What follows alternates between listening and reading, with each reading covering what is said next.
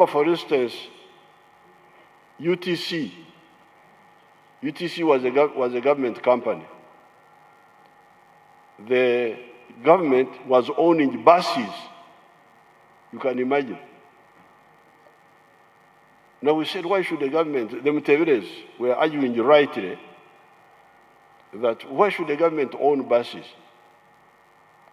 Let the buses be owned by private people.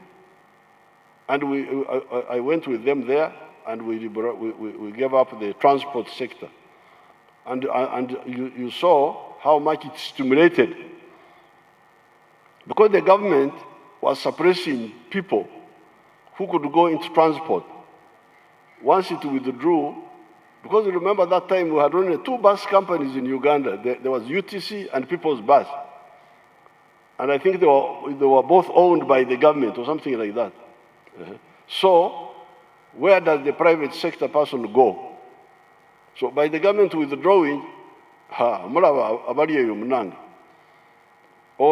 many people have flocked into the transport sector, buses, taxis, borders. So that was a correct decision in terms of privatization. Then you come to hotels. The government was owning hotels. And the MUTEBILE'S were arguing, why should the government own hotels? Let the private people own the hotels. And I listened to their line. And you see how much it has stimulated these Afrikaners, the what? Hotels all over the place. But when they came to UCB, there they went across the border. And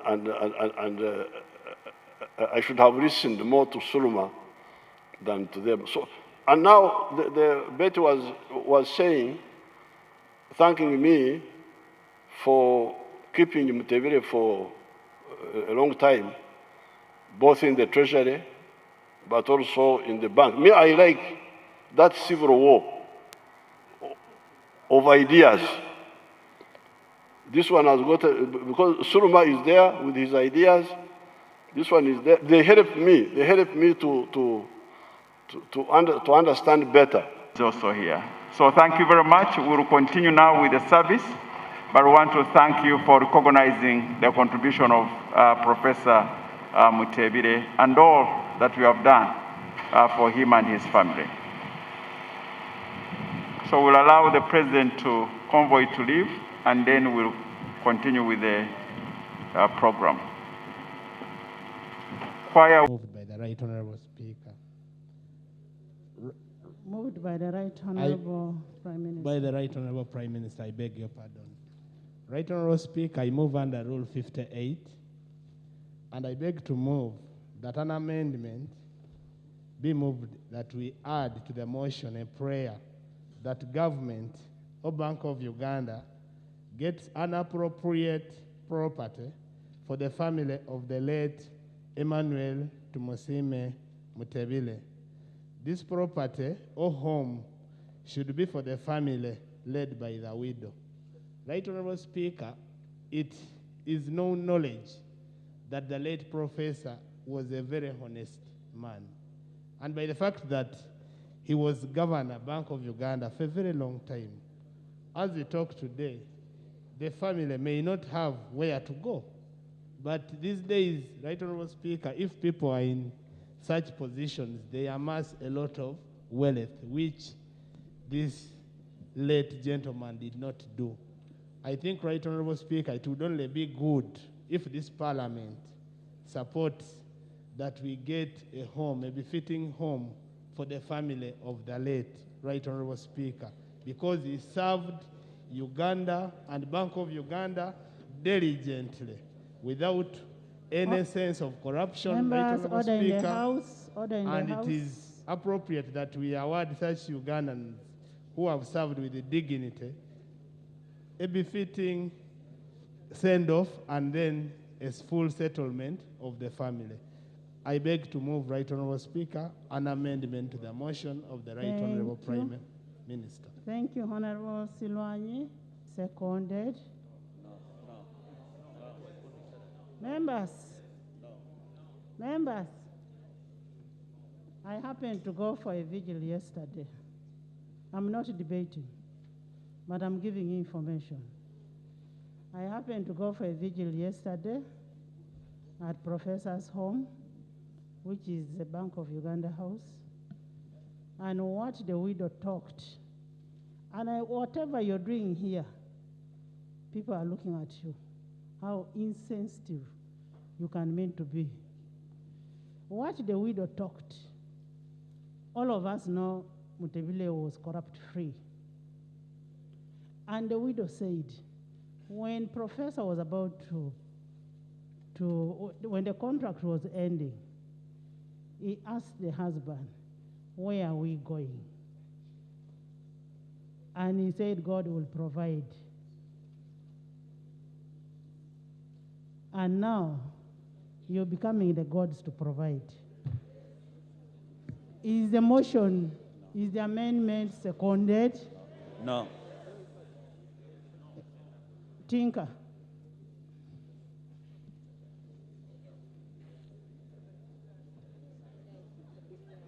Speaker and honorable colleagues,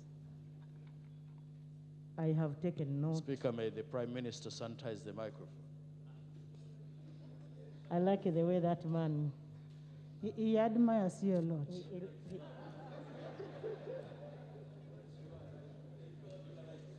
Thank you so much. Honorable Speaker and colleagues, I have taken note of the concerns of members. And all of us know that when you leave this world, sometimes you may have some gaps here and there. So I request members that you allow me to go and inform government and consult widely. We shall come back and inform you the action that we shall have taken. Thank you, members. Members, the motion stands amended with a clause from Honorable Sirwani. Thank you so much. Honorable. Webale nnyo omusajja ono Professor Tumusime MUTEBILE gwe tubadde twogerako wano mu Parliament. Abantu bamwogeddeko ebirungi bingi nnyo. Naye abantu bona aboogedde baleesemu themes nga 3. Abadde musajja mukozi, abadde musajja wa mazima, ate abadde musajja wa buvunaanyizibwa. Waliwo ne member agambye nti omusajja ono abadde talina nyumba. Kulaba nti sente zibadde zimuyita mu ngalo zonna. Kulaba nti emyaka gy'akoledde government talina nyumba, kitegeeza nti abadde tali wa kulya nguzi, abadde muntu ayagala Uganda. Naye abantu bangi balowooza nti omusajja ono yajja mu bukulembeze bwa NRM. Nedda. Omusajja ono yakola ne Obote, n'akola ne Rule, n'akola ne Binaayisa, n'akola ne Rutwa, ne Museveni n'amusanga wano nga kozi. So akoledde Uganda emirimu mingi. Ffe nga banakigezi ate mu myaka mitoototo tubadde tumulabirako ng'ekyokulabirako. Awadde abantu bangi mu Kabaale inspiration. Kibadde kituwa amaanyi kulaba nti omukiga yateeka signature ku ssente. Naawe bw'oziraba n'ogamba nene ndi mukiga nyinza kubeera n'ekyenkola mu bulamu bwange. So abadde musajja mulungi nnyo, tubadde tumwepankisa ng'abakiga ng'abanyakigezi ne Uganda yonna. So tusaba government enoonya abasajja nga bano abalina amazima kubakolera emirimu gyabwe. Kandi ekirala tugamba nti abantu abakola emirimu gya government balabire ku ono musajja Professor MUTEBILE agenze. Naye njagala kwogera mu bintu bibiri. Ekyokusooka njagala kugamba nti musajja ono yasomera ku Gezi College Butobere. Gezi College Butobere essomero lino eririwo kati essomero liri strugglinga. Amasomero gano gaali ganoonya abaana abalina amagezi bava mu families eziteesobola, naye nga kikututeyo si ssente, magezi go. Singa MUTEBILE yazaalirwa ennaku zino teyandibadde gavana wa Uganda. lwakuba amasomero g'obudde obwo gaali ganoonya abantu balina amagezi. So nyinza okugamba nti gavumenti erabireko erabe nti amasomero gaffe ga gavumenti gateekemu amaanyi mangi nnyo tulabe nti omwana weri abeera mu kyalo ng'alina amagezi naye ngatalina busobozi bamuteeke mu masomero. Ekyokubiri mulaba afiiridde wabweru, afiiridde mu Aga Khan Hospital. Aga Khan Hospital teri mu Uganda. Omusajja akoledde economy kumala myaka 5 ng'akolera economy ya Uganda ebeere ya buli omu. Naye kulaba nti afiiridde Aga Khan Hospital ebyamalwaliro wano nti tetunaba kubeera na buyinza obutreating endwara nga diabetes. Kyabulabe nnyo ndowooza abasigadde bajja kukirabirako balabe nti bakwata mu economy yaffe ebeere nga ya buli omu ate n'ebyamalwaliro n'ebya health babiteekemu amaanyi tulabe nti Uganda genda mu maaso bali. Very, very important and good proposal. In fact, this is what should be done for almost those people who have really given their lives and their time to serve this country. It should be incorporated in the law. So it's not about us moving emotion every time, but it should be captured, and this is already automatic. Because many people work so hard for this country. When they die, their families suffer like, they had nothing contributed. So I really support it, and it should be not only for Professor MUTEBILE, but it should be for even other people. And it has to be a standard way of, appreciating our people.